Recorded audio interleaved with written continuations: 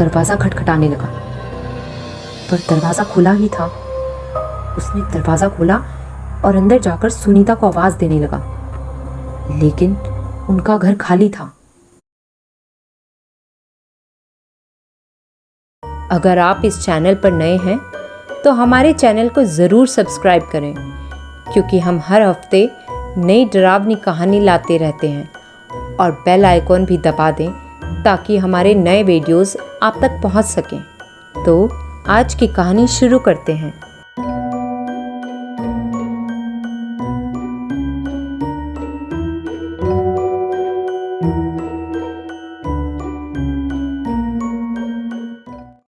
जब सूरज सुनीता की बहन के घर में जाता है तो सामने का दृश्य देखकर उसके होश उड़ जाते हैं। सामने सुनीता की बहन और उसका पति फांसी से लटके हुए हैं और सुनीता कोने में बैठकर उन दोनों की तरफ देखती रहती है।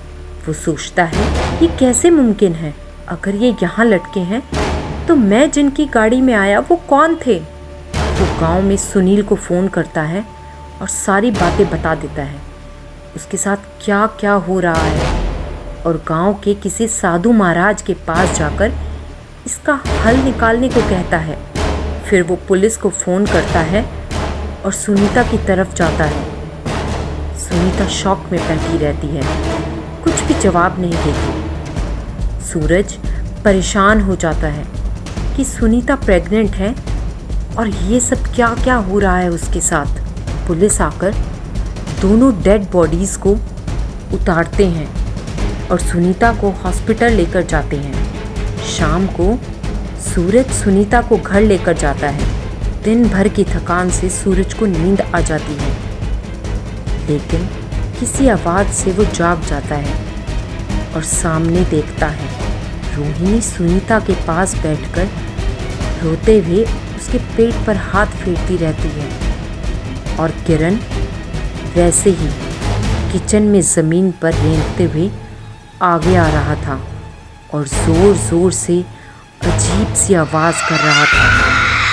वो डर से उठ जाता है और चिल्लाने लगता है, पर इस बार सुनीता की बहन नहीं है पास में। वो सोचता है। इतने में उसके दरवाजे पर दस्तक होती है और वो डर जाता है, इतनी रात को कौन आया होगा।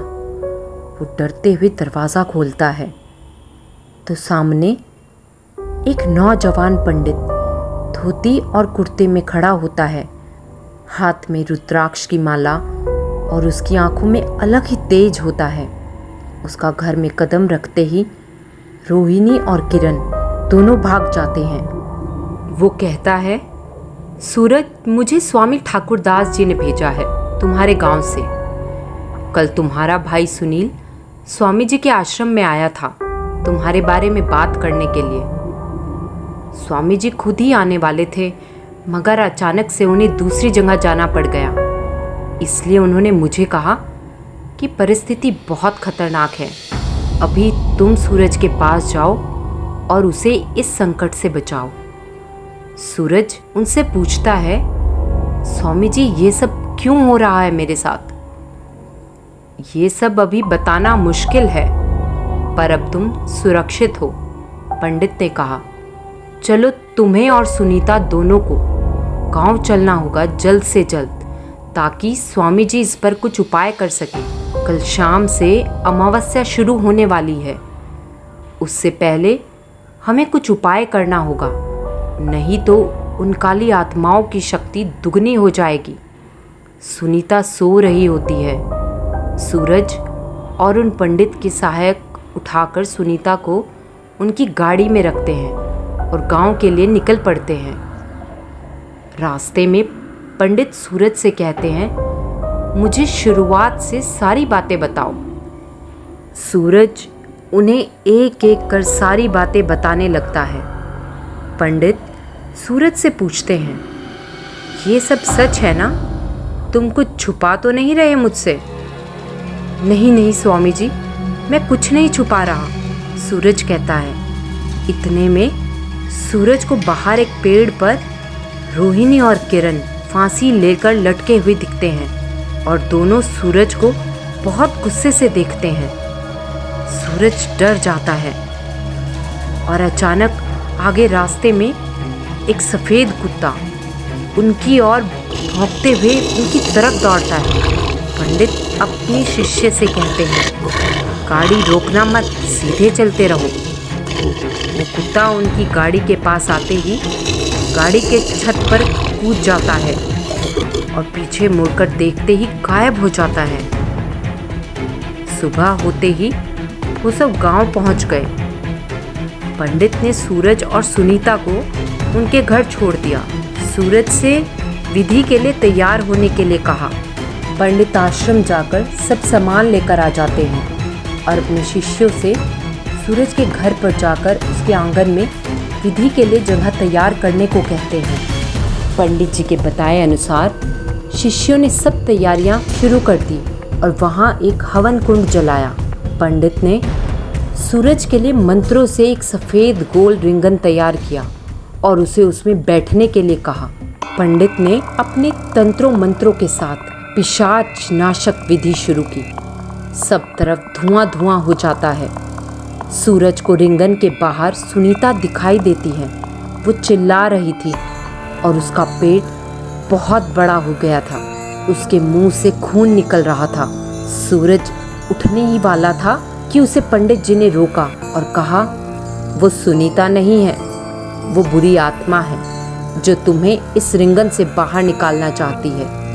वो उस आत्मा पर मंत्रों से राख फेंकते रहे और वो आत्मा चिल्लाते हुए वहां से भाग जाती है। देखते ही देखते पूरा दिन निकल जाता है और शाम हो जाती है।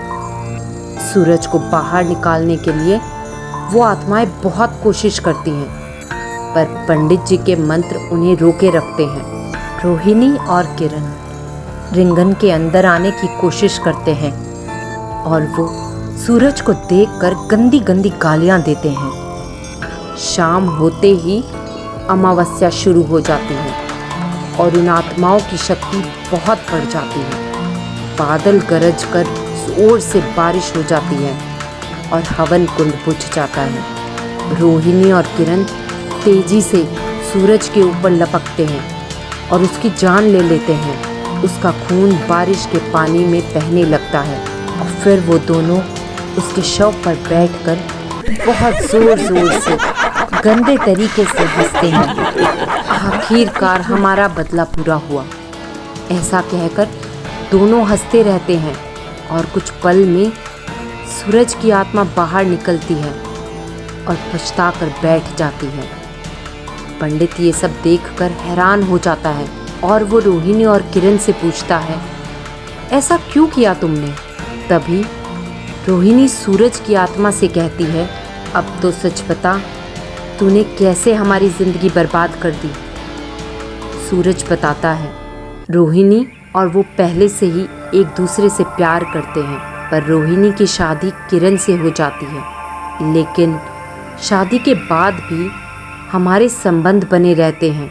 किरण कभी पिता नहीं बन सकता, ये उसे भी पता होता है और रोहिणी को प्रेग्नेंट हुआ देखकर वो समझ जाता है कि उसके बाहर कहीं गलत संबंध है, पर वो मैं हूँ उसे ये नहीं पता होता है। इतना कहकर वो चुप हो जाता है। अब रोहिणी कहती है, जिस दिन मेरा बच्चा हुआ उस दिन मैंने किरण को सब सच बता दिया।